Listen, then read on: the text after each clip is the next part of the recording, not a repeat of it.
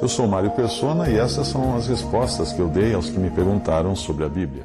Você pergunta por que só os discípulos teriam visto Jesus ressuscitado. Ao contrário do que mostram alguns filmes sobre Jesus, somente os discípulos mesmo puderam ver a Jesus ressuscitado e depois subindo ao céu. Somente aqueles que eram realmente dele, nascidos de novo.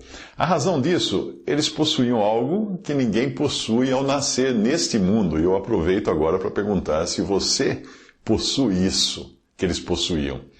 Eu estou falando da vida que se recebe por meio do novo nascimento, que vem depois de você ter sido eleito por Deus na eternidade passada, e antes de escutar o Evangelho, crer em Jesus e ser selado com o Espírito Santo.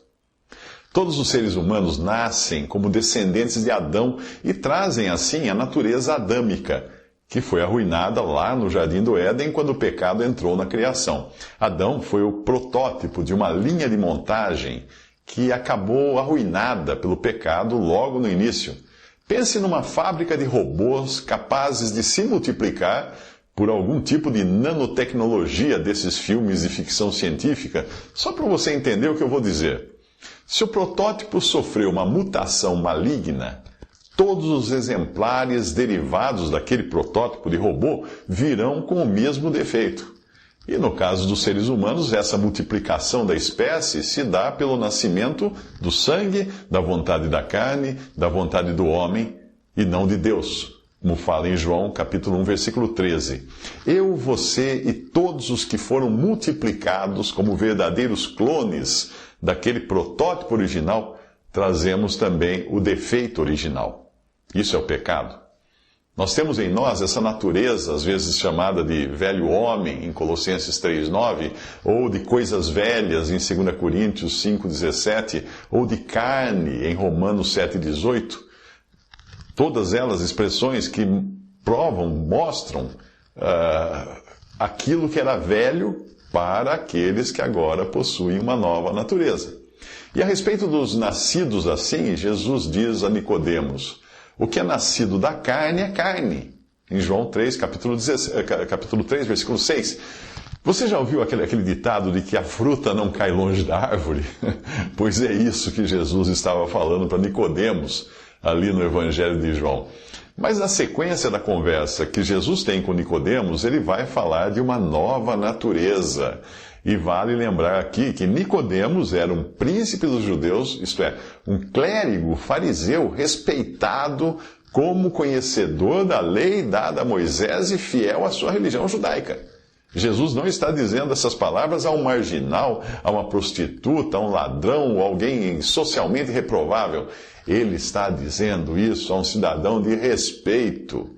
Mas mesmo assim, Nicodemos ainda não possuía essa nova vida, essa nova natureza que Jesus vai explicar que só pode ser obtida por meio do novo nascimento, ou nascimento do alto, como fala em algumas outras versões. Mas quem é que possui essa nova natureza? Apenas os que nasceram de novo, ou que foram de novo gerados, como fala em 1 Pedro capítulo 1, versículo 23, quando eles entraram em contato com a água da palavra de Deus, e essa água não tem nada a ver com batismo, você encontra não só em João 3, versículo 5, mas em Efésios 5, versículo 26, quando fala da água da palavra. Então essas pessoas entraram em contato com a água da palavra de Deus e pela ação do vento do Espírito Santo, que é a figura usada em João 3, versículo 8 e também em Atos, capítulo 2, versículo 2, elas nasceram de novo. Todos esses termos, essas expressões naturais, água, vento, que Jesus utiliza, são para explicar realidades espirituais, que nós não entenderíamos de outra maneira. Somente estes, os nascidos de novo, receberam de Deus uma injeção de vida nova que vem do alto, diretamente dos céus, uma vida que vem de Deus, uma vida que é perfeita, uma vida que é incapaz de pecar. Surpreso? Leia então, veja o que está escrito então na carta do mesmo apóstolo João, mais à frente, qualquer que é nascido de Deus não comete pecado, porque a sua semente, que é de Deus, permanece nele e não pode pecar porque é nascido de Deus. E qualquer que ama é nascido de Deus e conhece a Deus. E todo aquele que ama o que o gerou, também ama ao que dele é nascido. Porque todo o que é nascido de Deus vence o mundo. E esta é a vitória que vence o mundo, a nossa fé. Sabemos que todo aquele que é nascido de Deus não peca. Mas o que de Deus é gerado conserva-se a si mesmo e o maligno não lhe toca. Isso tudo está em 1 João, capítulo 3, versículo 9, capítulo 4, versículo 7, capítulo 5, versículos 1, 4 e 18. Agora repare em todas as vantagens do que é nascido de novo, ou nascido de Deus. Primeiro, não comete pecado e nem pode pecar, porque é uma natureza perfeita, que é vinda de Deus. Espera aí, João não está dizendo que o crente em Cristo não peca. Não é isso que ele está falando. João está explicando que a natureza que ele tem agora, o salvo por Cristo tem agora, que veio do céu, não peca. E nem poderia pecar porque ela é perfeita na sua origem. Ela vem de Deus, é a própria vida de Deus que agora um crente tem em si. Traz dentro de si uma vida que veio de Deus. Como é que ela poderia pecar se ela veio de Deus? Incapaz de pecar. Outra característica do que é nascido de Deus é amar o que o gerou e também amar aqueles que são igualmente nascidos de Deus. Alguém que tem um ódio de Deus contra Deus, ainda que escondido debaixo de uma capa de religiosidade, não é nascido de Deus. Ele questiona os propósitos de Deus, ele acha Deus injusto no modo como trata o ser humano, ele não está nem aí para o que diz a palavra de Deus. Essa pessoa não é nascida de Deus. Quem não me ama, diz Jesus em João 14, 24, não guarda as minhas palavras. Ora, a palavra que ouvistes não é minha, mas do Pai que me enviou. E em Isaías 66, 2, nós lemos assim: para esse olharei, para o pobre abatido de espírito, que treme da minha palavra. Já viu? Será que você já viu? E às vezes até um padre, um clérigo, um pastor, que diz que a Bíblia não é para ser lida, ou não é para ser seguida, ou que são histórias para pessoas pouco evoluídas que viveram há 2000 anos, ou então que Paulo era um solteirão recalcado, ou que se você ler a Bíblia vai ficar louco. Já ouviu alguém falar assim? E às vezes quem fala assim é um padre, é um pastor, é um clérigo.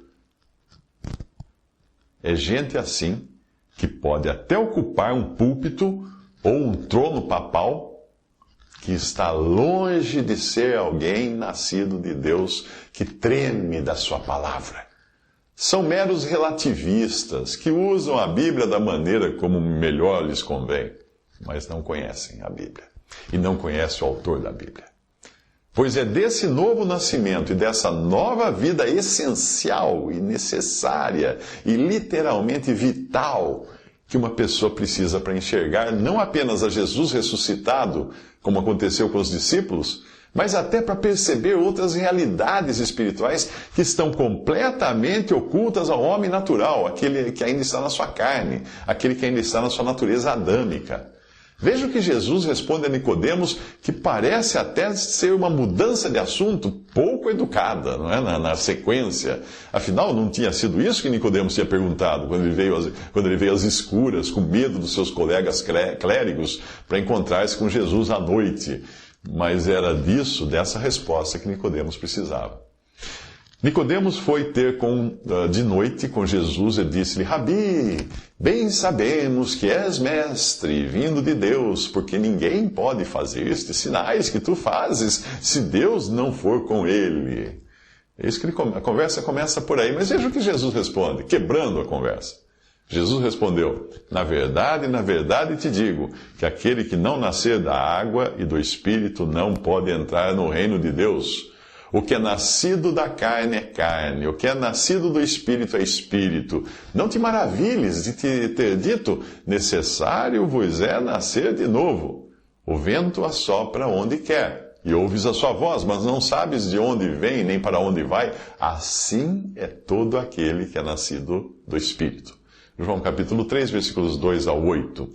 Nicodemos não se aproximou de Jesus sabendo quem ele era, o Filho de Deus vindo em carne, mas apenas como mais um dentre os mestres do judaísmo, com habilidades acreditando que ali estava um com habilidades de operar sinais e milagres. Era só isso que eles conseguiam enxergar, até lá, até aí eles conseguiam ir. O máximo que a mente de Nicodemos alcança é concluir que se Jesus fazia milagres, então devia ser de Deus, porque se não fosse, não teria poder para tanto. Só isso. Mas Nicodemos era como qualquer homem religioso dos nossos dias que desconhece o poder de Satanás, que Satanás também tem poder para operar milagres. Afinal, foi o diabo quem imitou os sinais de Deus no Egito, por meio dos magos de Faraó. E foi o mesmo diabo que no deserto transportou Jesus de um lado para o outro, a fim de prová-lo, a fim de testá-lo. Nicodemos precisava nascer de novo, o que efetivamente iria acontecer se nós acompanharmos a sua trajetória nos evangelhos, que termina no sepultamento de Jesus, uma atitude corajosa de Nicodemos, que juntamente com José de Arimateia, sepultava ali a sua reputação aos olhos dos judeus que tinham condenado Jesus à morte. Somente alguém com uma nova vida podia ser tão audaz, tão ousado, tão audacioso, ao ponto de colocar tudo a perder para permanecer associado a Jesus, o crucificado. Em 1 Coríntios 2, o apóstolo Paulo vai falar desses dois tipos de seres humanos ou naturezas existentes no homem. Ele diz assim: ora, o homem natural não compreende as coisas do Espírito de Deus porque lhe parecem loucura, e não pode entendê-las porque elas se discernem espiritualmente. Mas o que é espiritual discerne bem tudo, e ele de ninguém é discernido. Porque quem conheceu a mente do Senhor para que possa instruí-lo? Mas nós temos a mente de Cristo. 1 Coríntios 2, versículos 14 ao 15. Repare que o homem natural, descendente de Adão e não renascido, não compreende as coisas divinas e não pode entendê-las, porque lhe falta, digamos assim, o sistema operacional espiritual e divino para processar essas coisas divinas. Esse sistema operacional é a vida e a mente que vem de Deus e do seu Cristo. Por isso é impossível a qualquer pessoa, ainda na sua condição de homem natural, descendente de Adão, enxergar as realidades de uma dimensão que é vedada aos que ainda não nasceram de Deus, que não passaram pelo novo nascimento. Veja o quanto uma pessoa está perdendo por não ter nascido de novo, e quantas coisas ela não pode ver, sentir, experimentar ou fazer.